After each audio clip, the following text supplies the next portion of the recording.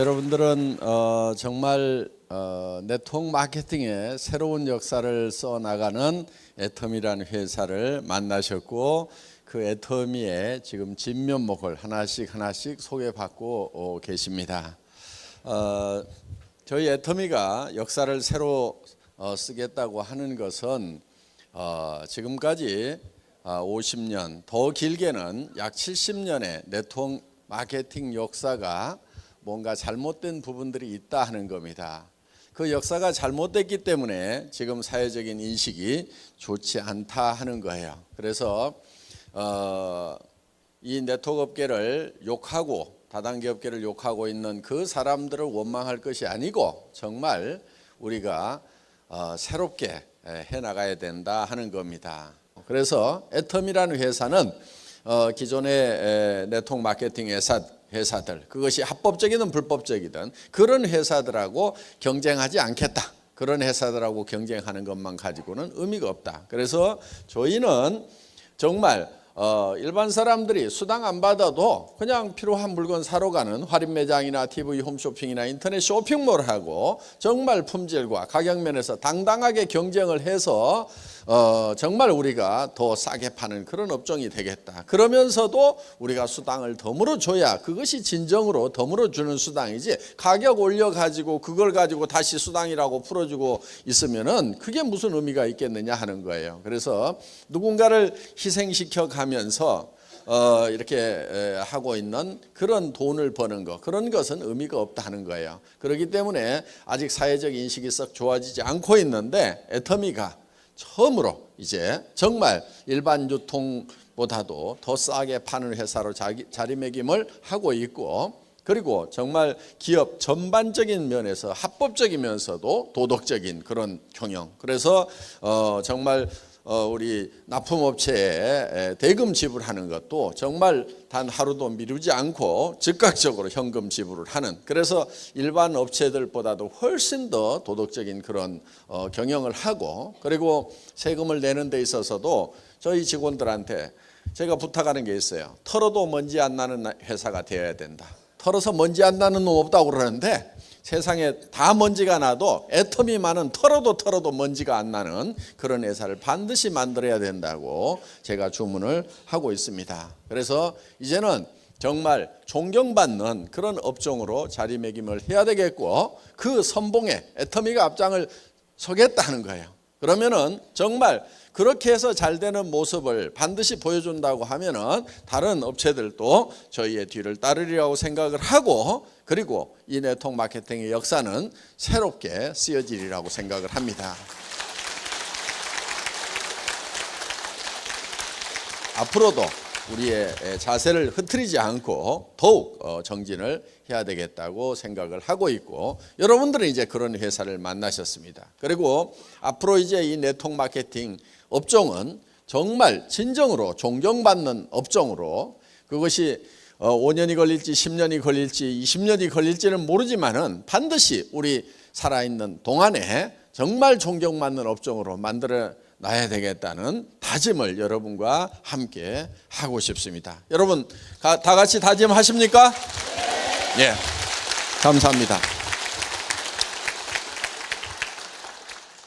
이제 여러분들이 이 애터미를 만나셨다고 해서 가만히 있는데도 성공이 보장된 것은 아닙니다.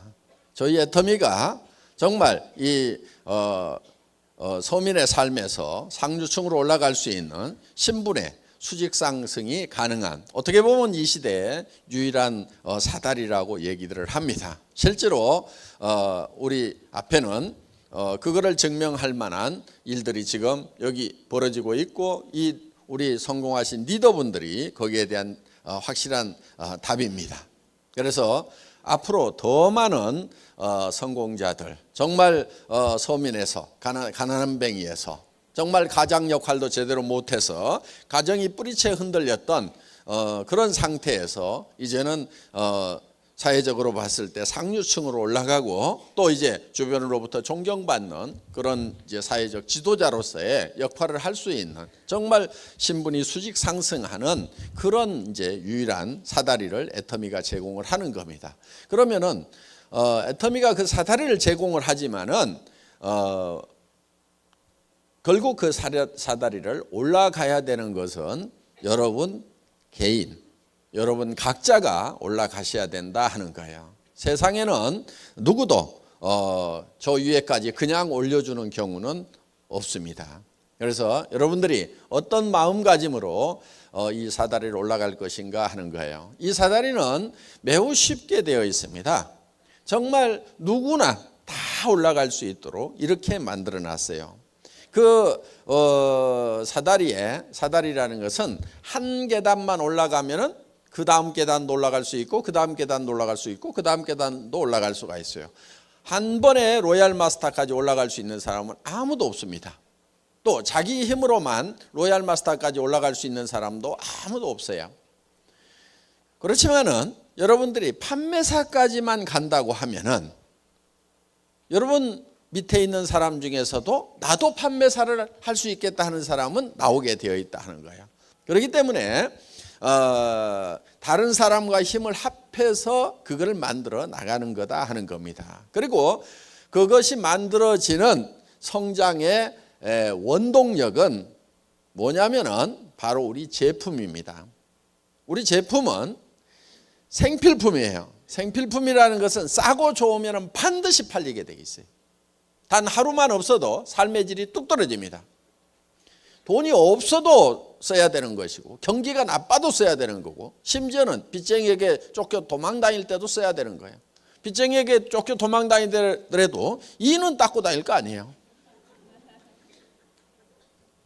온 나라가 파산이 되더라도 머리들은 감습니다. 머리는 어떻게든 돈을 구해서라도 머리는 감고 다녀요. 그리고 도리어 경기가 나빠지면 화장품은 더 팔립니다.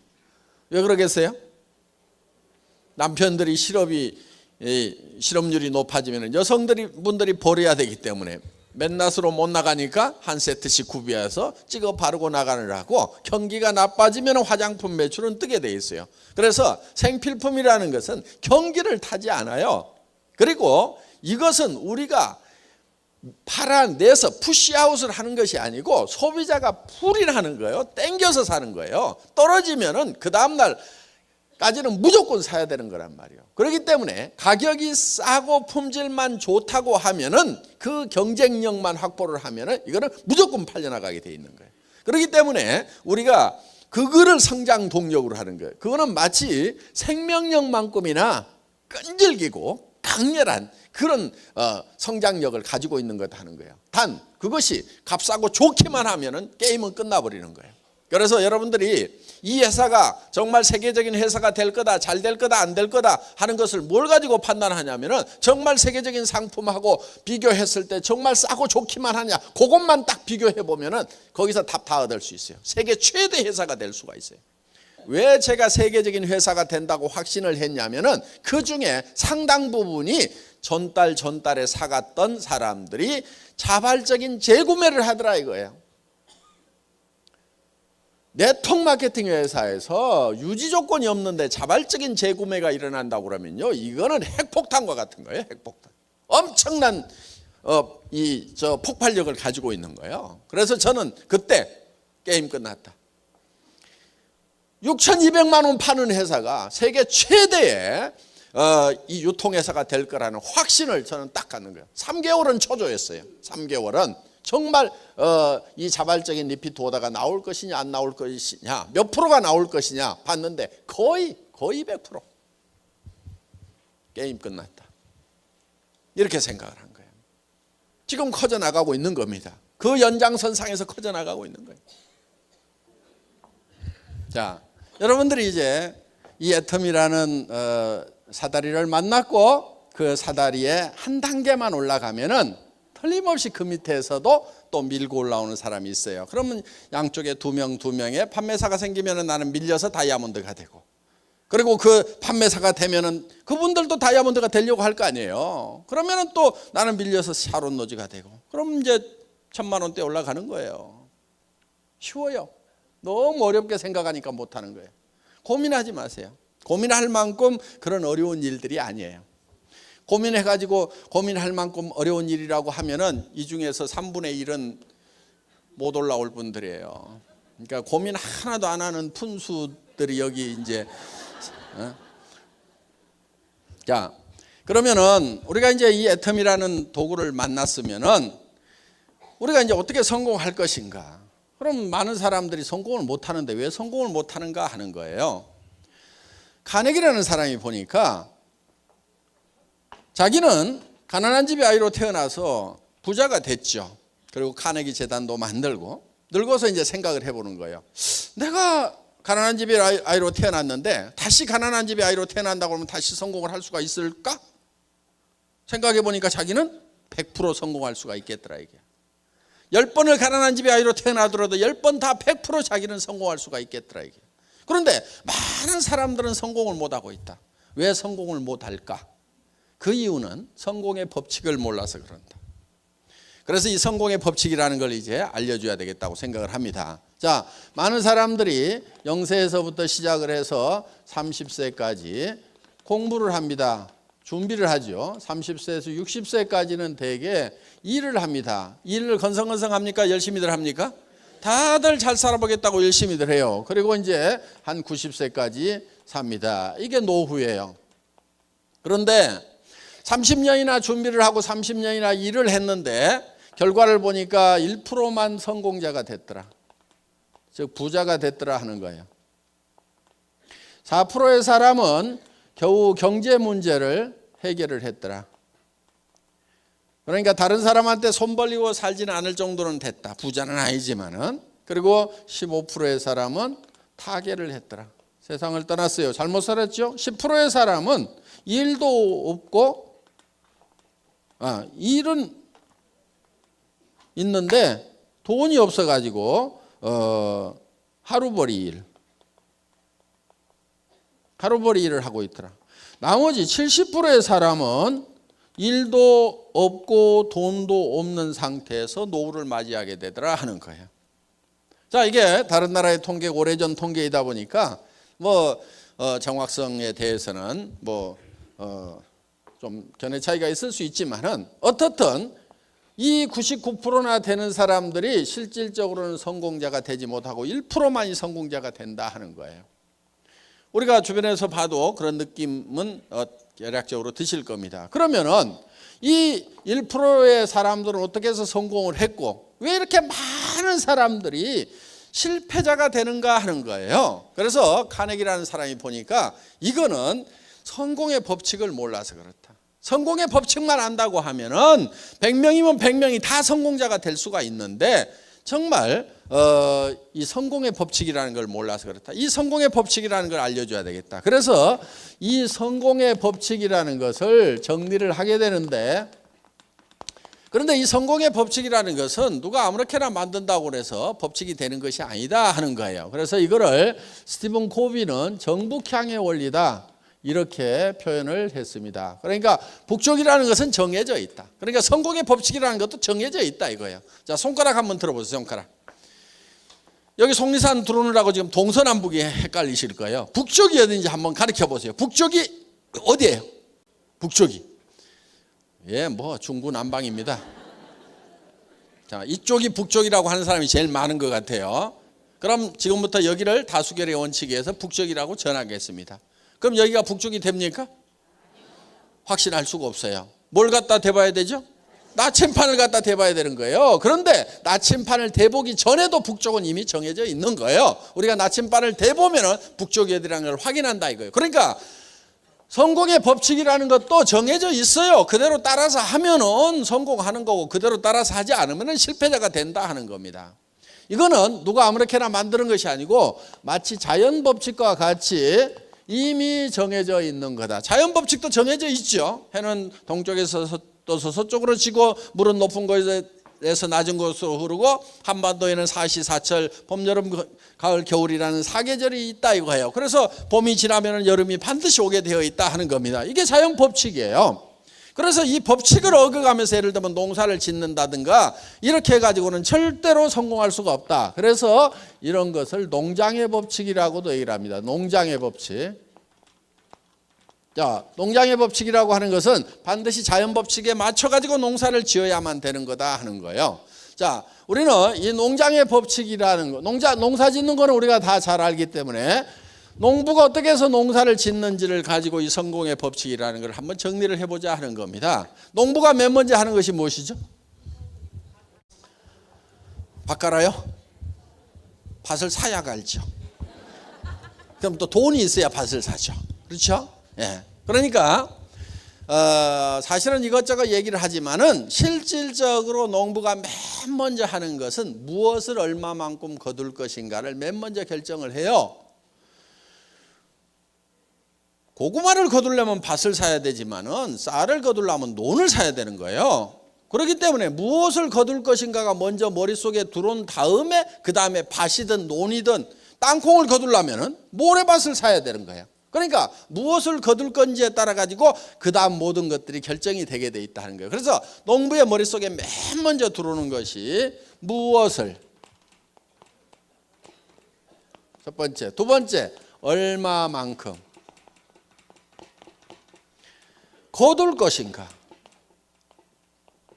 자, 우리가 농사를 지을 때는 거두는 것부터 하지 않고 실제로는 심는 것부터 하는데 맨 먼저 하는 것이 거둘 것인가를 먼저 결정한다 하는 거예요.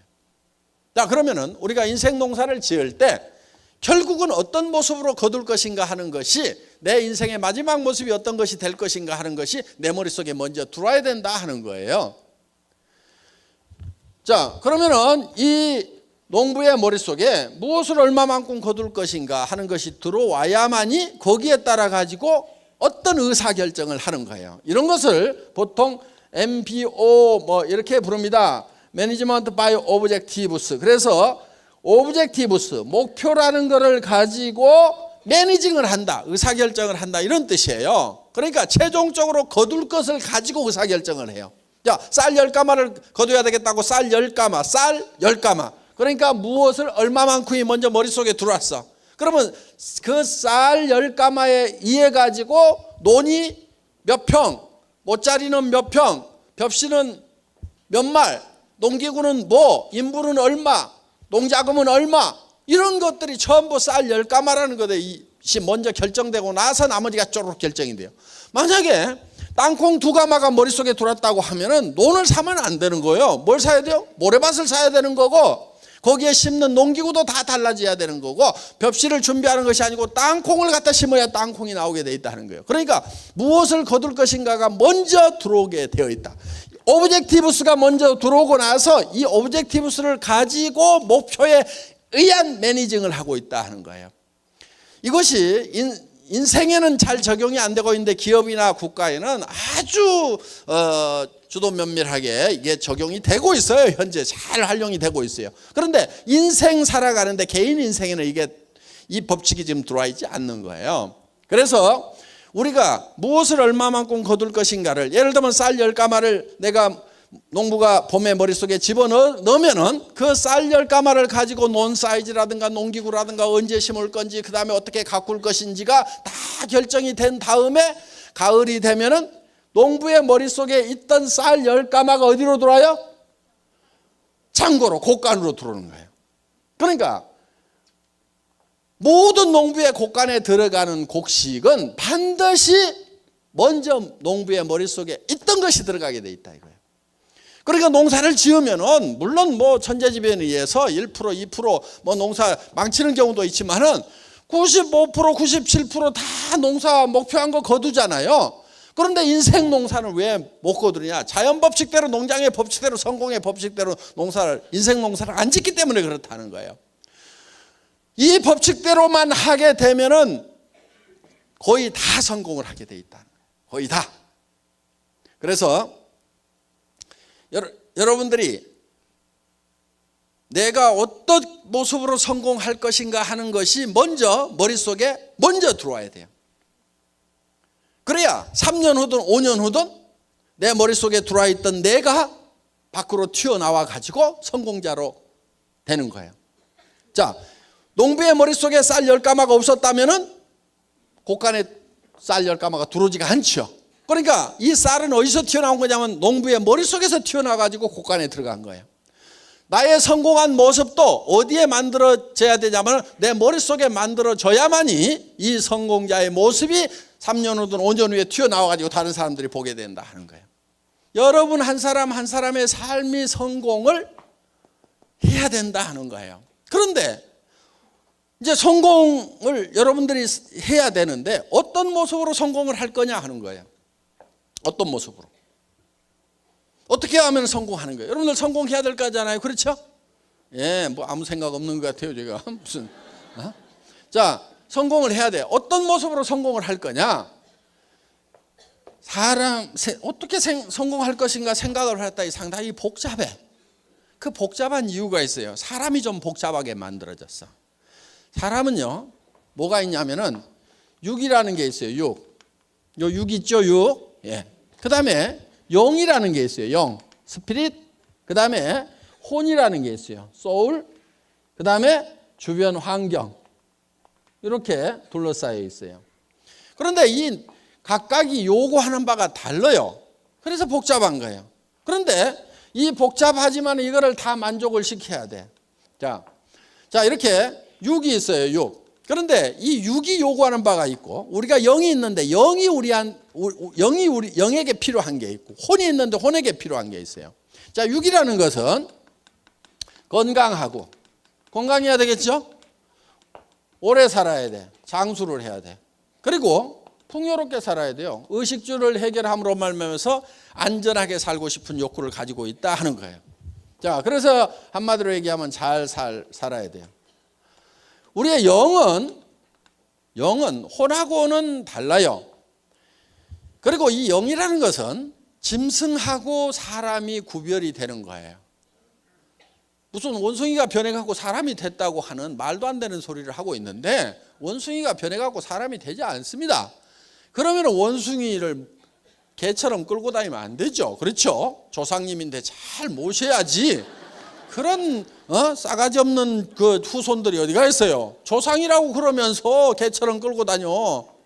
원숭이는 절대 우리의 조상이 아니에요. 왜냐하면은 그는 처음부터 창조될 때부터 원숭이로 창조가 된 거예요. 자, 그래서 이 동물하고 사람을 구별하는 기준이 뭐냐면 동물은 영이 없어요. 혼은 있어요. 혼. 이 영이라는 것은 우리가 잘 구별이 안 되는데 양심 같은 거예요. 양심. 그리고 이 영은 시간에 관한 개념이에요. 시간에 관한 개념. 이 영은 시간을 인지를 할 수가 있어요. 동물은 시간을 인지를 하지를 못해요. 사람은 이제 내가 죽으면은 얼마 후에 인생이 끝나는구나. 그러면서 과거도 돌이켜보고 그럼 앞으로 미래는 어떻게 될까 이런저런 생각을 하죠. 시간을 초월해서 과거로 미래로 왔다 갔다 하는 이런 영적인 능력을 가지고 있어요. 그런데 개가 나이 먹어서 늙으니까 내 견생이 끝나가는구나. 내가 죽으면 어떻게 될까? 요거 고민하고 있는 개 보셨어요? 없어요. 왜? 개는 영이라는 것이 없기 때문에 이 시간에 관한 개념 자체가 없어요. 그리고 이거는 창조주로부터 사랑을 받고 사랑하고 싶은 욕구를 가지고 있는 거예요. 동물은 이런 게 없어요. 동물 중에 기도하거나 제사 지내는 개 보셨어요? 아주 영리하게 가르쳐 놨더니 조상이 죽었다고 제사 지내는 개 없어요. 그런데 사람은 아무리 미개하더라도 조상에 대해서도 생각하고 신에 대해서 항상 생각을 해요. 그 영적인 능력을 가지고 있어요. 그래서 우리는 창조주로부터 사랑을 받고 창조주를 사랑하는 데서 진정한 만족을 얻을 수가 있다 하는 거예요. 자, 그리고 이 혼이라는 것은 동물도 가지고 있어요. 자, 감정이 여기에 해당됩니다. 감정. 희노애락. 걔도 밥 먹을 때 걷어차면 노하시죠? 예. 그 다음에 뭐 주면은 또 꼬리 살랑살랑 흔들고 희락에 빠지시죠? 예. 희노애락 감정이 있어요. 그리고 걔도 글 가르칠 수 있어요. 야, A짬으로 와, B짬으로 와. 이런 거 하면 되잖아요. 그렇죠? 그래서 그리고 기억력도 있어요. 그래서 주인도 알아보고 자기 집도 다 찾아오는 게 이 혼의 활동이 있기 때문에 그러는 거예요. 그래서 이거는 이 평온한 감정을 가지고 살아가고 싶은 그런 욕구를 가지고 있고, 그 다음에 우리는 배우고 싶은 욕구를 가지고 있어요. 그 다음에 우리 주변 환경에 대해서 공헌하고 싶은 욕구를 우리는 가지고 있어요. 왜 우리는 주변 환경에 대해서 공헌하고 싶은 욕구를 가지고 있냐면은 이 자연 환경과 사회적 환경에 대해서 우리는 반드시 이로움을 끼치고 어떤 좋은 영향을 미치고 싶은 그런 욕구를 가지고 있다 하는 거예요. 그런데 남을 위해서나 또 이런 어떤 환경을 위해서 아무런 이로운 일을 하지 않고 죽게 되면은 죽을 때 나는 참 쓸모없는 사람이었구나. 나는 나만 위해서 살았지 뭔가 이로운 것을 해본 적이 없구나. 이것이 하나의 회한이 될 수가 있다 하는 거예요. 그러니까 그런 것도 해야 되는 거예요. 자, 이런 네 가지가 우리의 이제 그 요소인데, 자, 우리는 이 육이라는 것은 실제로 우리의 본질이라기보다는 우리의 영과 혼이 우리의 본질이에요. 더 깊이 얘기하면 영이 우리의 본질인 거예요. 그래서 이 사람은, 이 영은 시간의 개념이 있어요. 그래서 영원을 사모하는 마음을 주셨도다 그랬거든요. forever, 영원. 사람은 영원을 사모해요. 그러니까 이 육이라는 것은 우리 영과 혼이 살고 있는 집이에요. 집. 보세요. 초가지붕이죠. 여기 창문이 뚫려 있죠. 지금 창밖으로 내다보고 계시는 거예요. 여기 봉창 하나 뚫어가지고 길가에 지나가는 소리 들리라고 이제 구멍 하나 뚫어놨죠. 여기 환기창 있죠. 그래서 맑은 공기 들어가고 나쁜 공기 밖으로 다 나오죠. 안에 덕트도 있어요. 여기 식당들 있죠. 집집마다. 그래서 이제 대충 들어오면 안에서 다시 재조리를 해가지고 이제 이렇게 넘깁니다. 자, 여기 음악실도 있어요. 그 다음에 이 집은 항상 36.5도로 항상 온도가 따뜻하게 유지가 돼요. 여기 보일러실 펌프가 하나 있어가지고 온수를 계속 돌리잖아요. 가끔 온수를 빼고 나면은 부르르 떨어요. 왜냐하면은 온도 떨어졌다고 온도 올리라고 온도 자동 컨트롤러가 작동해서 운동을 해서 온도를 올리는 거예요. 집집마다 화장실도 있죠. 이 손이 집을 관리하는 관리인이에요. 이 집 관리인이 여러 가지 일들을 합니다. 이게 이제 사는 집인데 우리의 본질은 이 안에 살고 있는 영과 혼이에요. 자, 우리가 이렇게 육이 있고 영이 있고 혼이 있고 이 환경으로 둘러싸여 있어요. 이게 사람이에요. 그런데 이 네 가지를 골고루 다 만족시키는 그런 삶의 목표, 그렇게 만족하는 삶의 목표, 그렇게 만족하면서 살아가는 내 모습이 내 머릿속에 먼저 그려져야 3년이나 5년 후에 밖으로 튀어나온다는 거예요. 우리 사원 두 번째가 생각을 경영한다 하는 게 있죠. 생각을 경영한다. 그 얘기는 우리 머릿속에다가 우리의 성공한 모습을 그려 넣으라 하는 거예요. 비전을 메이킹하라 하는 겁니다. 그래서 이거를 그려 넣으면은 마치 농부의 머릿속에 쌀 10가마가 그려지느냐 땅콩 2가마가 그려지느냐에 따라 가지고 농사를 어떻게 짓는 것이 결정이 되고 가을이 됐을 때 쌀이 들어올 거냐 땅콩이 들어올 거냐가 결정이 되듯이 내 머릿속에 내가 성공한 모습을 어떻게 그릴 거냐 하는 것이 대단히 중요하다 하는 겁니다. 그래서 생각을 경영한다고 하는 것은 바로 내 머릿속에다가 내 삶을 그려내라 하는 거예요. 지금 여러분 머릿속에 3년이나 5년 후에 정말 내가 살고 싶은 삶의 모습이 완벽하게 그려지지 않으면은 그거는 3년 후나 5년 후에도 지금하고 비슷한 삶을 살고 있을 거란 말이에요. 지금 여러분들이 마음에 들지 않는 삶을 사는 이유는요, 딱 한 가지예요. 3년이나 5년 전에 나는 어떤 삶을 살고 싶다 하는 것이 머릿속에 확실하게 그려지지 않았기 때문에 그래서 지금 삶이 마음에 안 드는 거예요. 그래서 우리 머릿속에다가 내가 살고 싶은 삶의 모습을 그려 넣어야 되는 거예요. 그래서 우리는 건강하게 살아야 되겠죠? 그럼 운동을 어떻게 해야 되겠다 이런 거 계획을 다 세워가지고 해야 되는 거예요. 그 다음에 오래 살아야 되겠죠. 풍요롭게 살아야 되겠죠. 그러면 통장에 돈이 얼마가 있어야 되겠다. 집은 어떤 집에 살아야 되겠다. 차는 어떤 차를 타고 다녀야 되겠다. 내가 기분은 어떻게 하고 살아야 되겠다. 이런 것들이 착착착착 나와 있어야 된단 말이에요. 그 다음에 정말 내가 양심을 어기지 않고 정말 영원히 사는 문제에 대해서 정말 진지하게 생각하고, 자, 우리는 이제 공헌하는 삶도 살아야 되겠다 하는 거예요. 그런데 이게 각각 떨어져 있지가 않고요. 사실은 이게 하나로 엉겨 있어요. 그래서 우리는 이 육이라는 게 있는데, 육은 잘 살며, 여기 혼이 있죠. 혼은 배우고, 그리고 영은 사랑하고, 그리고 우리는 환경에 대해서는 빨리빨리 외우세요. 공헌하는 삶.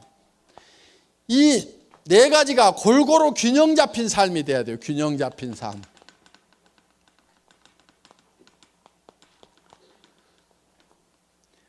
밸런스드 라이프가 돼야 되는데, 이 균형이 깨지게 되면은 최소율의 법칙이 가지고 다 좋은데 건강이 안 좋아. 그러면 그걸로 불행해지는 거예요. 건강하기도 하고 뭐 한데 돈이 없어. 그럼 그것도 불행한 거예요. 돈도 있고 뭣도 하는데 순 거짓말만 해갖고 도둑놈같이 돈을 벌었어. 양심을 어기고 벌었어. 그러면 그 인생도 그 수준밖에 안 된다 이거예요. 그렇기 때문에 우리는 이 네 가지가 다 골고루 만족시키는 그런 삶을 살아야 된다는 겁니다. 그런데 이 네 가지가 떨어져 있는 것이 아니고 한데 어우러져 있어요. 그래서 우리가 이걸 각각 띄워놓고 보면 아무것도 아닌 게 돼버려요. 예를 들면 아이고 잘 살면 뭐해 이런 사람들 있잖아요. 근데 우리가 잘 살아야 되는 이유는요, 사랑하는 사람이 있기 때문에 우리가 잘 살아야 되는 거예요. 내가 못 살게 되다 보니까 내 자식도 못 살고 내 마누라도 못 살고 내 남편도 못 살고 내 부모도 자식 걱정하다가 돌아가시게 되고 가난이 대물림 되고 이런 문제가 발생을 한단 말이에요. 그래서 자녀들이 고민 하고 살아가다가 이 세상이라는 벽을 넘기지 못해갖고 자살하는 청소년들이 늘어나고, 자살까지는 안 하더라도 좌절해서 실망하고 힘이 빠져가고 살아가는 이 젊은이들에게 정말 우리가 뭔가를 이 젊은이들에게 힘을 주기 위해서는 우리가 잘 살아야 된단 말이에요. 그렇게 하려면 또 배워야 되겠죠. 그래서 이 잘 살아야 되겠다는 욕구가 약한 사람은요, 그 마음에 사랑이 식어서 그러는 거예요. 사랑이 식어서. 이 애텀이라는 도구, 학력도 필요 없고 미모도 필요 없고 나이도 안 따지고 자본도 필요 없고 경험도 필요 없고 기술도 필요 없고 정말 하겠다는 열망 하나만 가지고 누구나 다 성공하는 이런 사다리가 마련됐음에도 불구하고 그거를 열심히 오르지 않는 사람은 이유는 딱 한 가지예요. 그 마음에 사랑이 없는 거예요. 여러분들이 정말 내가 몸이 부서져도 좋다, 내가 어떤 희생을 치르더라도 정말 내 사랑하는 사람들을 위해서 잘 살 수 있는 길만 있다고 하면 나는 몸이 부서져라고 일을 하겠다고 그렇게 마음의 준비가 되셨냐 하는 거예요. 그렇게 마음의 준비들이 되셨어요? 목소리들이 좋고. 준비가 되셨어요? 예. 정말 우리는 사랑하는 사람이 있기 때문이라도 잘 살아야 돼요. 제가요, 정말 저희 집사람을 사랑해서 결혼했거든요. 1년을 쫓아다녔어요. 그래서 결혼을 했는데 제가 월급쟁이 17년 하다가 나와가지고 기업을 하나 했어요. 월급쟁이 노후대책이 안 되더라고. 그래가지고 인터넷 백화점을 차렸어요. 그런데 너무 일찍 차렸어. 1999년도에 인터넷 백화점을 차렸어. 한 10만여 종의 상품을 취급하는 종합백화점. 그걸 차린 거예요, 그때. 그런데 아줌마 부대 손가락이 안 움직여. 그러다 보니까 한 3년 하다가 이제 쫄딱 망했어요. 그래가지고 이제 집도 날라가고 차도 날라가고 이제 완전히 50만 원짜리 월세방에 가가지고 이제 쫄쫄 굶고 살게 된 거예요. 그러다 보니까 막 간경화도 오고 당뇨도 심해지고 그래갖고 의사인 친구가 너 더 이상 일하지 말래. 그래가지고 일도 못하다 보니까 이제 갑자기 집사람이 나가가지고 어디 가서 돈 벌려고 그러니까 얼마 받겠어요? 150만 원. 그렇죠. 50대 뭐 여자가 어디 나가서 갑자기 돈 벌면 150만 원 이상 안 줘요. 그래서 그 150만 원 벌어가지고 뭐 50만 원 월세 내고 그 나머지 가지고 이제 애들 겨우 뭐 장거리 사주고 학교 보내고 이렇게 하는데, 아니 어느 날 겨울에 집에 들어갔더니 추운 거요. 그래서 제가 가스 좀 팍팍 대, 집에 왜 이렇게 추워 그랬더니 집사람이 누구는 추운 줄 모르는 줄 아세요?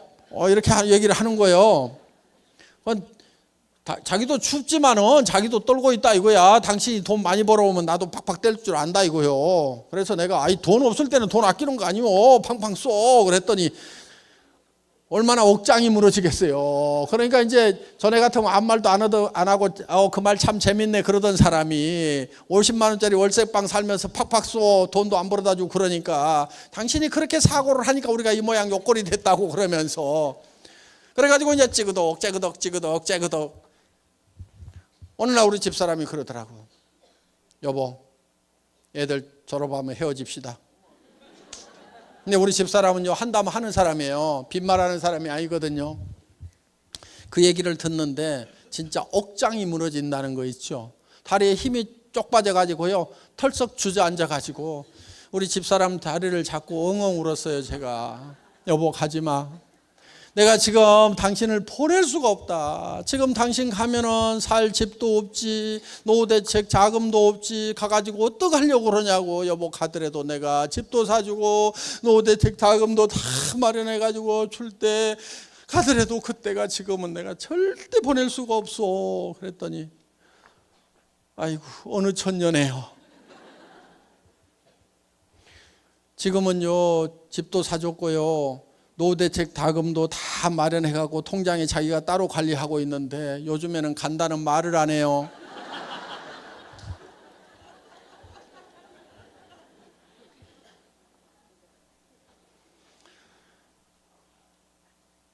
지금은 집에 들어가면요 저희는 거의 붙어 있어요.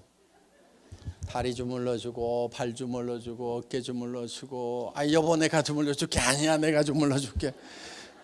우리 아들들이 참 꼴을 못 보겠대요. 해도 너무한대요. 지금은 잘 살아요. 그래서 정말 우리가 사랑을 하기 위해서라도 반드시 잘 살아야 된다. 그러니까 진정한 열정이 어디서 나오냐면은 이 세 가지가 합해지는 데서 이게 진정한 열정이 나온단 말이에요. 열정이 없는 사람은 사랑이 식은 거예요. 정말 꺼져가는 사랑의 모닥불을 헤집어 가지고라도요 다시 그 불을 지펴야 돼요. 그러면 열정이 나와요. 내가 이 사랑하는 자녀들을 위해 가지고 반드시 내가 잘 살겠다. 우리 남편 평생 아침 일찍 나가지고 저녁 때 파김치가 되도록 가족을 위해서 희생했는데 여보 오늘부터는 아니면은 2년 후부터는 푹 쉬어. 누가 그러더라고. 자기가 제일 듣기 싫은 노래가 있대. 아빠 힘내세요. 우리가 있잖아요. 그 노래 듣기 지금 힘내가지고 죽글똥 살똥하고 있는데 뭘 힘을 더 내라고 그러냐고. 그런 노래 부르지 말고 노래를 바꿔요. 아빠 푹 쉬세요. 제가 다 할게요. 이렇게 좀 해주면 아빠들이 얼마나 좋아하냐고.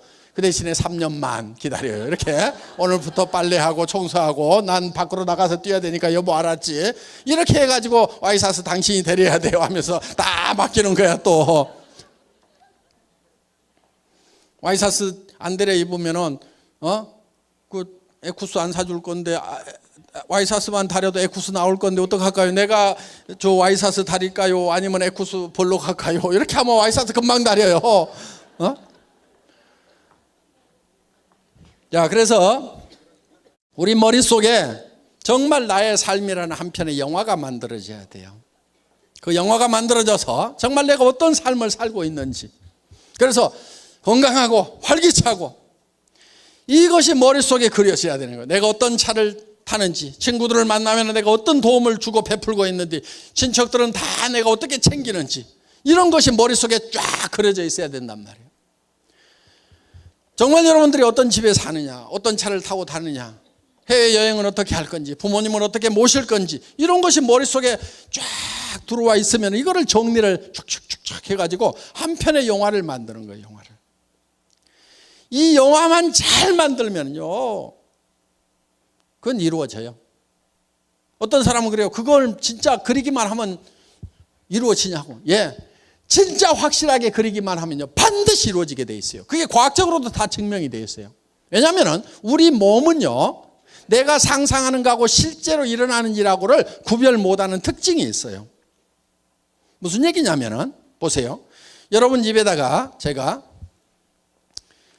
새콤하고 달콤한 석류, 빨갛게 익은 석류를 한 움큼씩 넣어드리겠습니다.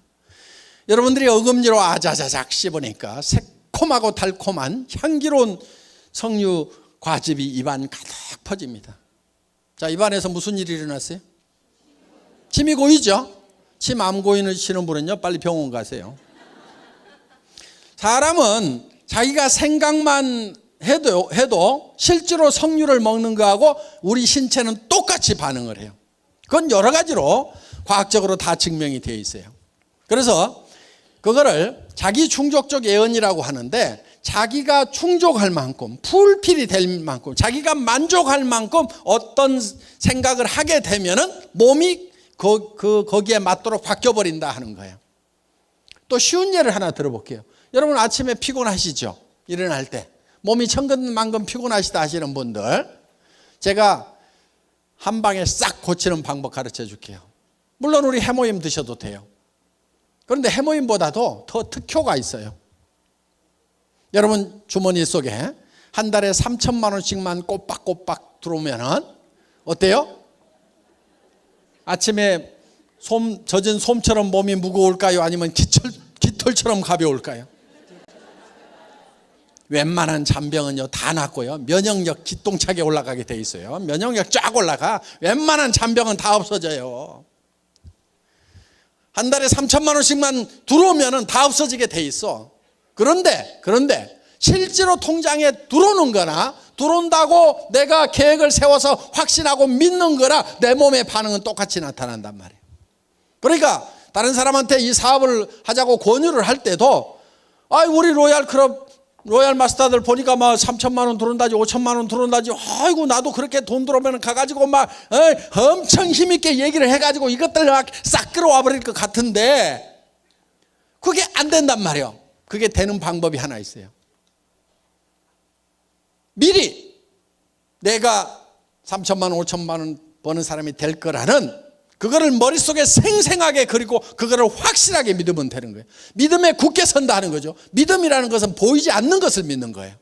현재 내가 에쿠스를 타는 모습, 방 5개짜리 집에 사는 모습, 100평짜리 집에 사는 모습, 친구들에게 어려운 친구들 도와주는 모습, 형제간들 도와주는 모습, 자녀들 교육 마음대로 시키는 모습, 이런 모습들이 아직 이루어지지 않았지만은 내 머릿속에 있지만은 내 발이 어디에 있어야 되냐면은 아직 보이지 않는 거기에 서 있어야 된단 말이에요.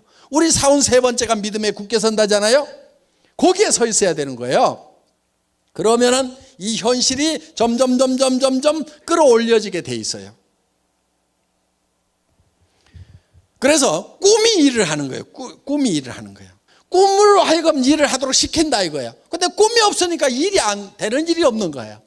그래서 여러분들이 꿈을 만들어내야 되는 거예요. 비전을 만들어야 되는 거예요. 그거는 망상하고 다른 거예요. 그렇게 확실하게 된다는 것을 믿으면 신념이 되는 거예요. 신념이라는 것은 생각을 믿는다는 거잖아요. 생각을. 그래서 신념 있는 사람이다 하는 것은 그렇게 될 거다 하는 것을 믿는 것이 신념 있는 사람이에요. 신념은요 기적을 이루는 거예요. 저는 이 회사가 세계적인 네트워크 마케팅 회사가 되고 국내 1위 하는 네트워크 마케팅 회사가 될 거라는 것을 확실하게 믿었어요. 확실하게 믿었기 때문에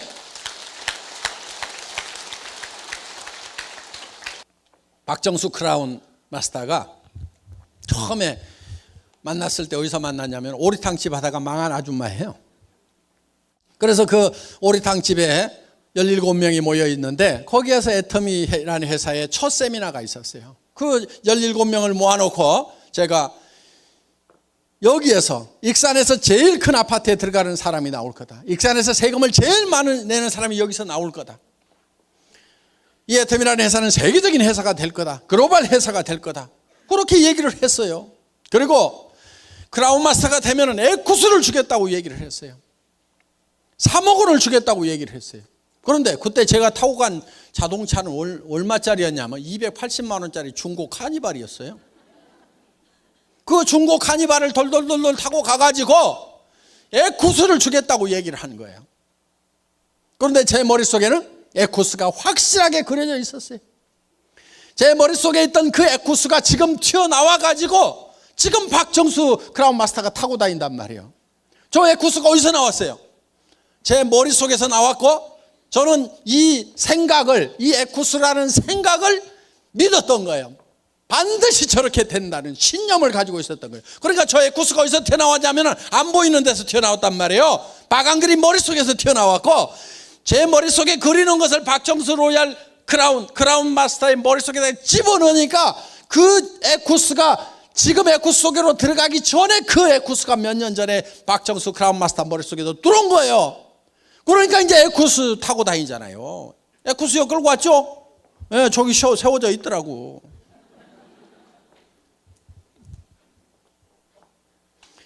신념은 기적을 이루는 거예요.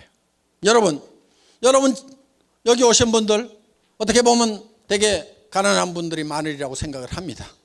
또 왕년에 잘 살았지만 한바탕 엎어먹은 분들도 있을 거고 뭐 노후 대책은 뭐 그런 대로 돼 있지만은 베풀 돈이 없어가지고 또 앉아 계시는 분도 있을 거고 지금 꼴까닥 죽게 생긴 사람도 있을 거예요 지금. 그리고 마이너스 통장 때문에 엎어치기 하느라고 정신없는 분도 있을 거고 다음 달 어떻게 살아갈 건지 앞이 캄캄한 분도 있을 거고 그거를 벗어나는 유일한 길은 여러분들 머릿속에 정말 내가 한 달에 3천만 원씩 벌고 5천만 원씩 번다는 것을 확실하게 믿는 거예요.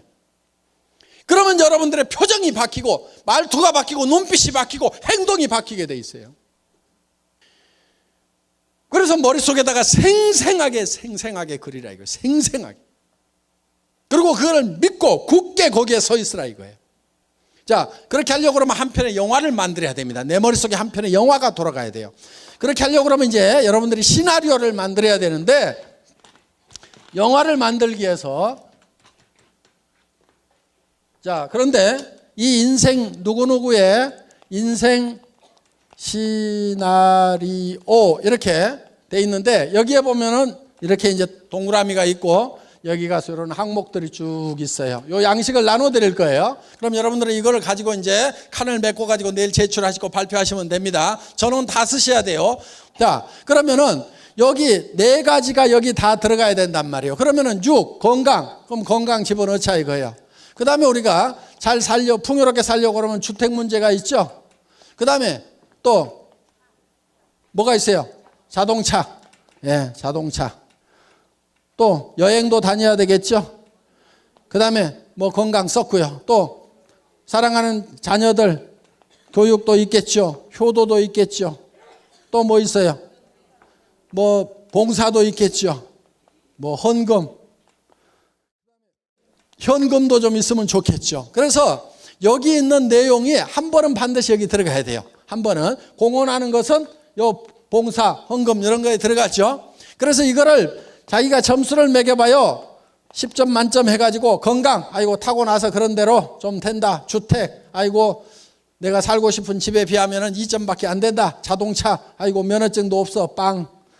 자, 여행, 국내 여행 서너 번 갔어. 자녀 교육 지네가 알아서 잘했어. 효도는 마음만 했어. 뭘 잘 못했어. 봉사도 쬐끔하고 아이고 현금은 마이너스 이쪽으로 가네. 그래서 이렇게 하다 보면은 요 동그라미가 이렇게 나와요. 이거를 쭉 연결을 해보면은 요게 내 인생 수레바퀴예요. 요게 찌그러져 있고 적으면은 잘 안 굴러가는 거예요. 그럼 이것이 요게 10점 만점이 되면은 10점 만점을 연결하면 커다랗고 둥그런 수레바퀴가 되는데 커다랗고 둥그런 수레바퀴가 되려고 하면은 어떻게 돼야 되는지 10점 만점을 여기다가 쓰시라 하는 거예요. 그러면 주택 문제, 내가 지금 30평 전세 살고 있다. 그러면 현재 30평 전세인데 살고 싶은 집은 70평 구매하는데 얼마 들어요? 70평. 예? 그냥 10억 잡어 중간 좀 해가지고 자 10억 서울에서는 10억 주고 사기 어렵죠. 하여간 10억. 그리고 언제까지인지 날짜를 적어야 돼. 날짜 언제까지? 2022년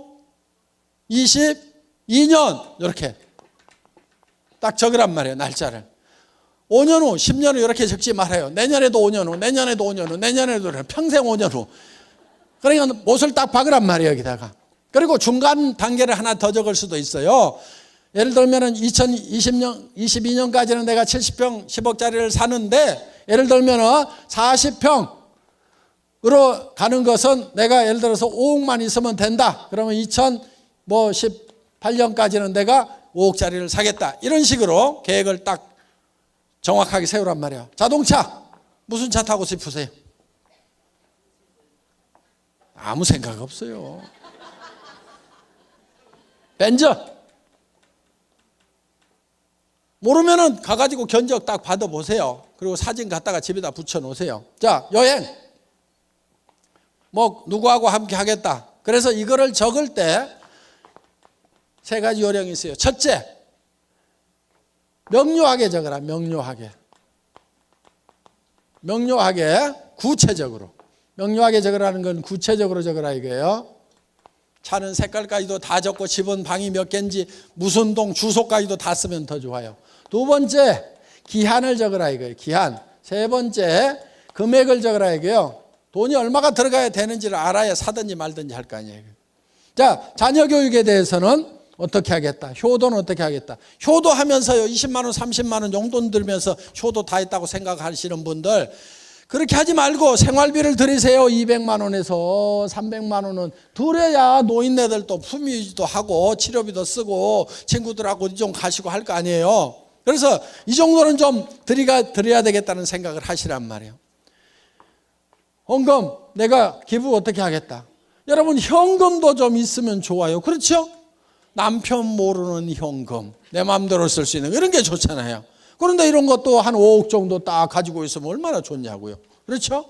그래서 내가 친구가 어려우면 딱 좀 집어줄 수도 있고, 조카 결혼식에도 뭐 내 마음대로 좀 보낼 수도 있고, 또 형제간들 어려우면 뭐 할 수도 있고, 아 조카가 좋은 대학 갔다 그러면 또 아이고 기분 좋아서 또 돈 1,000만 원 줄 수도 있고, 좀 이렇게 내 마음대로 쓸 수 있는, 그러니까 각자 주머니를 좀 찰 필요 있어. 우리 부부도 그래요.